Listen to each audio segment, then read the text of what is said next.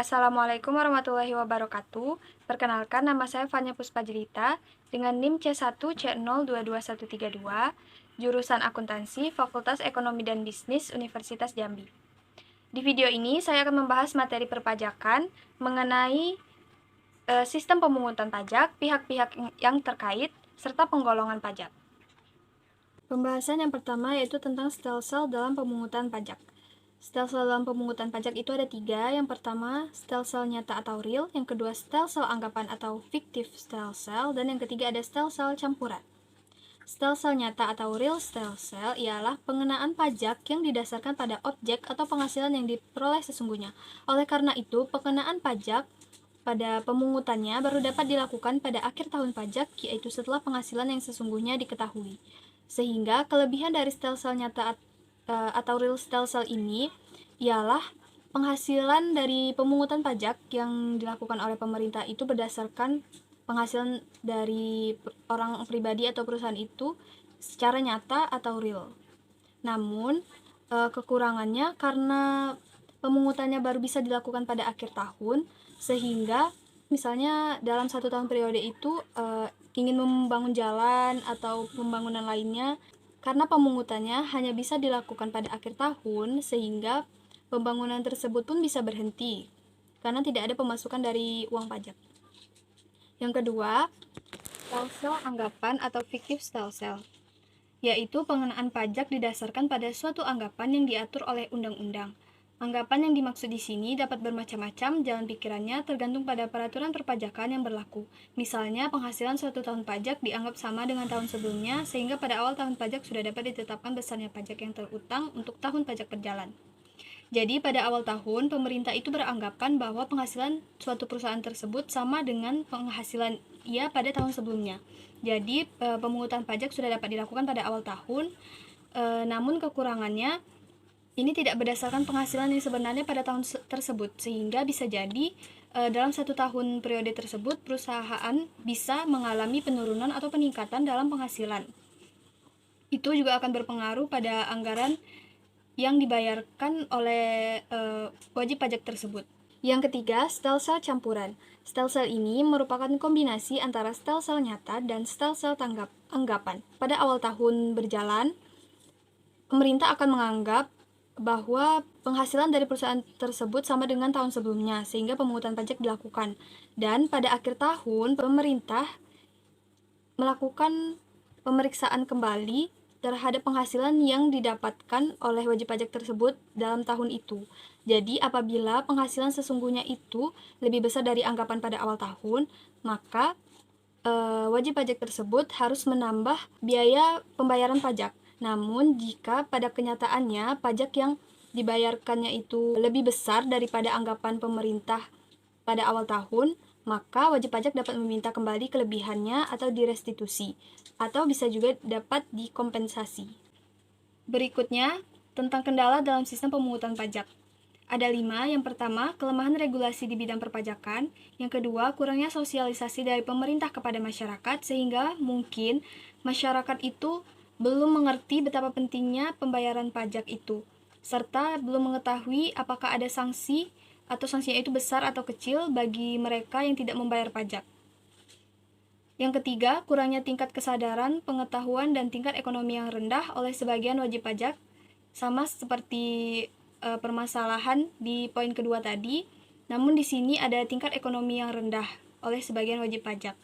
Maksudnya di sini, bagi sebagian rakyat yang ekonominya rendah, mungkin mereka lebih mengutamakan biaya-biaya mendasar seperti biaya sekolah, biaya kesehatan, dan sebagainya. Yang keempat, database yang belum lengkap dan akurat, sehingga dikatakan masih jauh dari standar internasional. Padahal jika database itu lengkap dan akurat, maka itu juga pengaruhnya akan besar terhadap efektivitas pelaksanaan pemungutan pajak, sehingga nantinya juga akan mempengaruhi tingkat pendapatan dari pajak tersebut. Yang kelima, lemahnya penegakan hukum berupa pengawasan dan pemberian sanksi yang belum konsisten dan tegas. Selanjutnya, masuk ke bentuk perlawanan pajak. Ada 2 bentuk, yang pertama itu perlawanan aktif dan yang kedua perlawanan pasif. Perlawanan aktif meliputi semua usaha dan perbuatan yang dilakukan oleh wajib pajak dengan tujuan untuk menghindari pajak.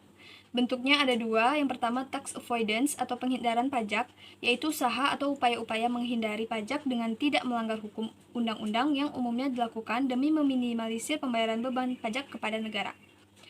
Contohnya seperti cara mempercepat depresiasi penyusutan aset tetap pada suatu perusahaan, sehingga diperoleh nilai penyusutan yang lebih besar.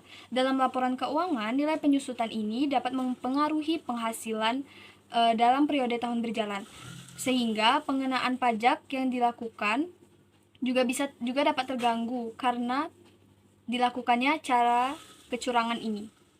Yang kedua ada tax evasion atau penggelapan pajak, yaitu upaya-upaya menghindari pajak dengan cara melanggar hukum dan undang-undang serta bersifat ilegal. Contohnya seperti wajib pajak yang melakukan sebagian pelaporan pajak penghasilannya pada pengisian SPT atau bahkan mungkin tidak menuliskan penghasilan dia pada tahun periode tersebut dengan sebenar-benarnya, sehingga dapat mengurangi pengenaan pajak yang akan dikenakan kepadanya, atau juga bisa melakukan penambahan biaya-biaya yang seharusnya tidak ada dalam laporan pengisian tersebut, sehingga juga akan mempengaruhi pada pemungutan pajak yang akan dibayarkan wajib pajak tersebut. Yang kedua, perlawanan pasif. Perlawanan ini inisiatifnya bukan dari wajib pajak itu sendiri, tetapi terjadi karena keadaan yang ada di sekitar wajib pajak itu. Jadi, kalau tadi perlawanan aktif itu ialah suatu tindakan dari wajib pajak itu sendiri dalam upaya untuk mengurangi biaya untuk menyetorkan pajak, perlawanan pasif ini timbul karena keadaan dari wajib pajak tersebut, sehingga muncullah keengganan untuk membayar pajak. Keengganan wajib pajak untuk membayar pajak tersebut dapat disebabkan oleh yang pertama perkembangan intelektual dan moral wajib pajak yang masih kurang. Yang kedua, kurangnya edukasi terkait pajak membuat masyarakat kurang menyadari arti pentingnya membayar pajak. Yang ketiga, sistem perpajakan yang mungkin cenderung sulit dan rumit bagi masyarakat. Yang keempat, sistem kontrol yang tidak dilakukan atau dilaksanakan dengan baik. Adapun pihak-pihak yang terkait dalam perpajakan, yang pertama itu Direktorat Jenderal Pajak atau DJP, yang kedua Direktorat Jenderal Bea dan Cukai, yang ketiga Gubernur atau Bupati atau Wali Kota, yang keempat pejabat yang telah ditunjuk untuk menjalankan atau melaksanakan peraturan undang-undang perpajakan. Lalu subjek pajak dan wajib pajak. Materi selanjutnya tentang pengelompokan pajak ada 3. Yang pertama menurut golongan, yang kedua menurut sifatnya, dan yang ketiga menurut lembaga pemungutannya. Yang pertama kita bahas menurut golongan terlebih dahulu. Menurut golongan ada 2, yaitu pajak langsung dan pajak tidak langsung. Pajak langsung itu pembayarannya dibebankan kepada wajib pajak yang memang namanya terdaftar sebagai penanggung pajak. Contohnya seperti pajak penghasilan atau PPh yang ditanggung oleh wajib pajak yang telah memiliki NPWP untuk menyetorkan pajaknya setiap tahun dari hasil perolehan penghasilan yang ia dapatkan. Yang kedua ada pajak kendaraan bermotor. Itu juga masuk ke dalam pajak langsung. Wajib pajak tersebut memang memiliki kewajiban untuk membayar pajak karena ia memiliki aset atas namanya yang terdaftar sebagai penanggung pajak. Yang kedua, pajak tidak langsung. Pajak tidak langsung dapat dibayarkan oleh pemikul pajak yang berperan sebagai pihak pengganti yang diwenangkan untuk membayar pajak dari wajib pajak yang bersangkutan. Contohnya seperti PPN yang banyak dikenakan kepada konsumen pada restoran-restoran atau tempat makan, sehingga di sini kita sebagai konsumen yang menjadi pihak pengganti dari suatu perusahaan atau restoran tersebut sebagai wajib pajak sesungguhnya yang bersangkutan. Pengelompokan pajak yang kedua yaitu menurut sifatnya terbagi menjadi 2. Yang pertama pajak subjektif dan yang kedua pajak objektif. Pajak subjektif ini pada dasarnya fokus pengenaan pajaknya itu memperhatikan dari wajib pajak yang telah memiliki NPWP atau sebagai subjeknya sesuai ketentuan undang-undang. Contohnya seperti pajak penghasilan.